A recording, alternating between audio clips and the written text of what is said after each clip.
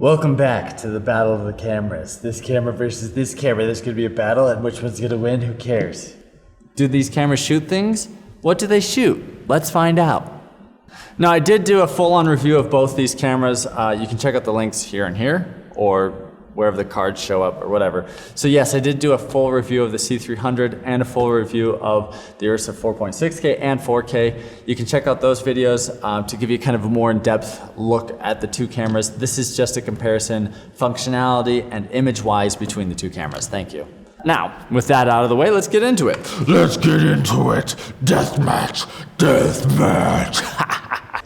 You can match these cameras pretty friggin' close to the point where it's like, I would argue you wouldn't be able to tell the difference between the two if you're cutting back and forth between them.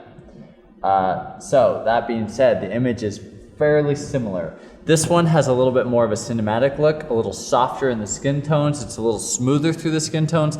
This one's a little more like sharp, prestige, very clean image. The blacks are a lot cleaner in this than this.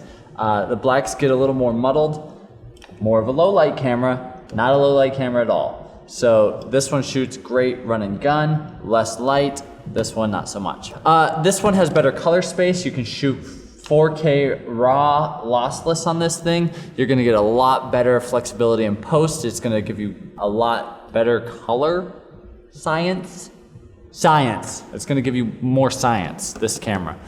A lot better color science in this camera versus this camera. This one, you can shoot 12-bit, only in 1080, kind of lame, but you can do an external recorder to do a 4K raw output if you have an extra $2,000 for an external recorder. So there's that. Higher resolution. This one has 0.6 more resolution pixel stuff. This one, no, less. This one doesn't have 0.6. This one just has 4. So this one's obviously better because it's bigger. It's not how it works. 4.6K raw, 4.6K raw. Can I say that as many times to get it through your head that this has 4.6K raw? But then at the same token, like, when are you gonna use that? This sucks up so much data. You're talking 12 minutes for a 256 gig card, while this one you can shoot 4K. I mean, it's only 422, so you're only 10-bit, but you can shoot 83 minutes.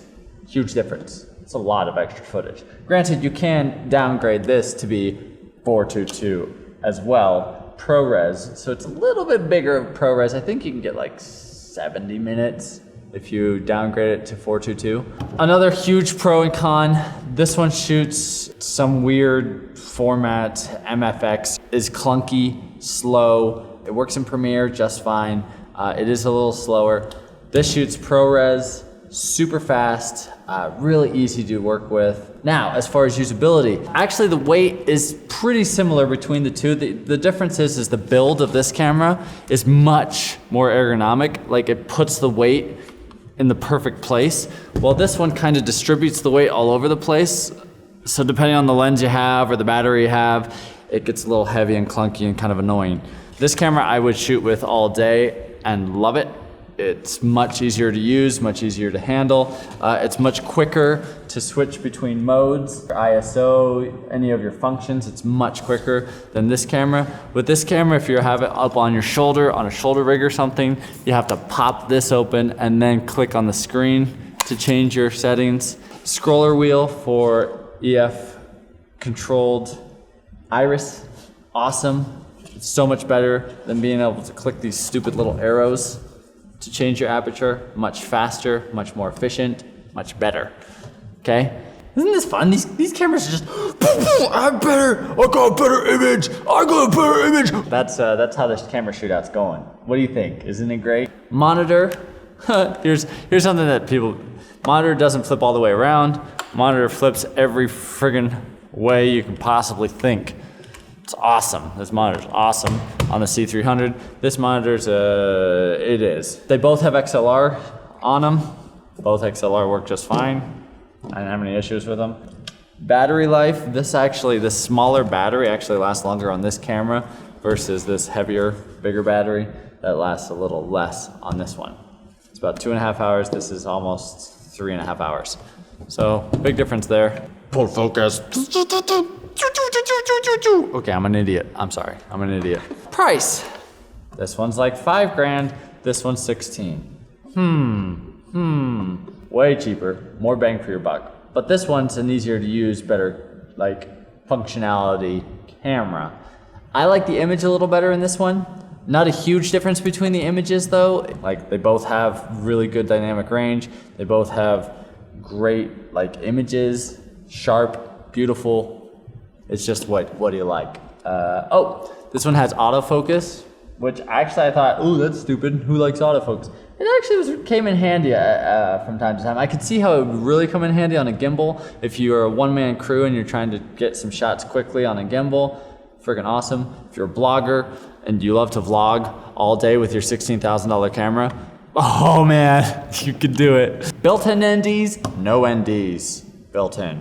That's a huge selling point for me actually. When I was doing run and gun with this camera, built-in ND saved me so many times. It was just like boop, boop, got my ND on. Oh, I'm gonna go back inside, boop, boop, ND gone, you know? Versus this one, it's like pull out from your matte box and then you're adding even more weight to your camera. Or if you have the screw-on type, like if you can tell these two lenses, they obviously don't have the same diameter, a step down ring or step up ring to screw on your variable ND or whatever, or your ND.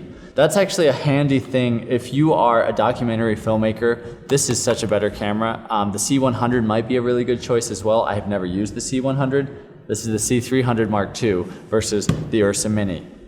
4.6K.